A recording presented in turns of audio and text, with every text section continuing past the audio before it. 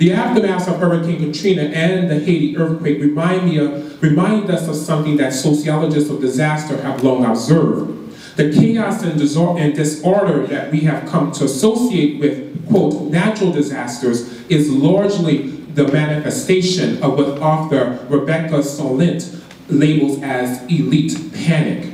In her most recent book, A Paradise Built in Hell, The Extraordinary Communities That Arise from Disaster, Solnit argues that, and I quote, elites and authorities often fear the changes of disaster or anticipate that the change means chaos and destruction, or at least the undermining of the foundations of their power.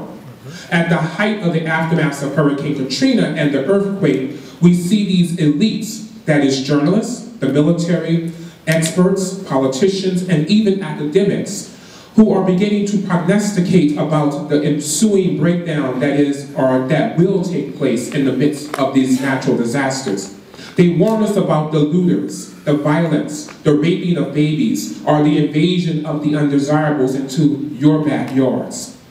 Elite panic is effective because it speaks to a broader public narrative, a narrative rooted in racialized, gendered, and class-based stereotypes about those people.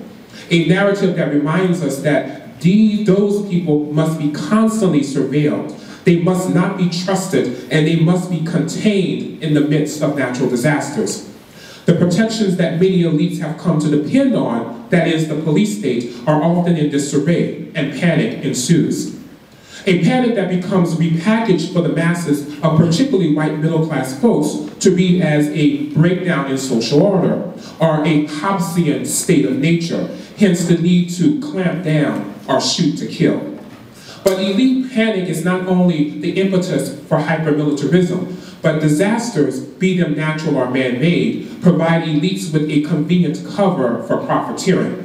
As noted in her best-selling book, The Shock Doctrine, author Naomi Klein paints a picture of a brand of capitalism that preys on disasters.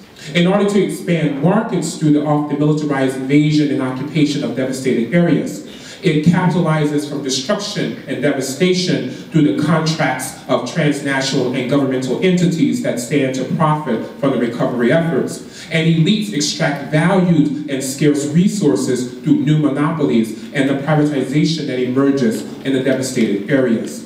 And just to move ahead here, many of us probably know that almost 5 years later in the city of New Orleans, this level of disaster capitalism is quite apparent.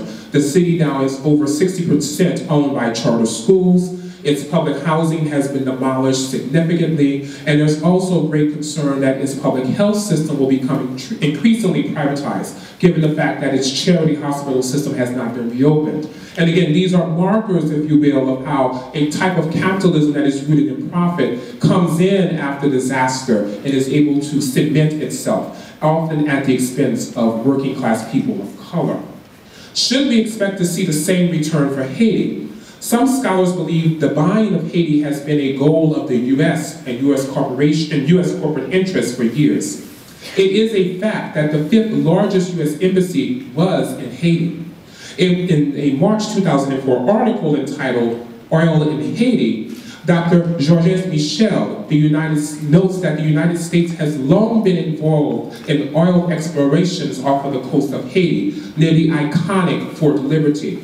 And again, referring back to Professor Ali Jamobi's presentation, we know that Fort Liberty is very much a sort of space of great pride, particularly for Haitian individuals, given that it was a place that was very significant during the Haitian Revolution.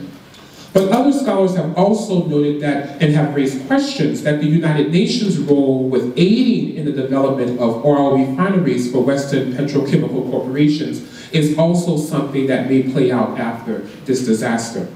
Like the state of Louisiana and the residents of the greater New Orleans area, Haiti has long fought to get an economic return from the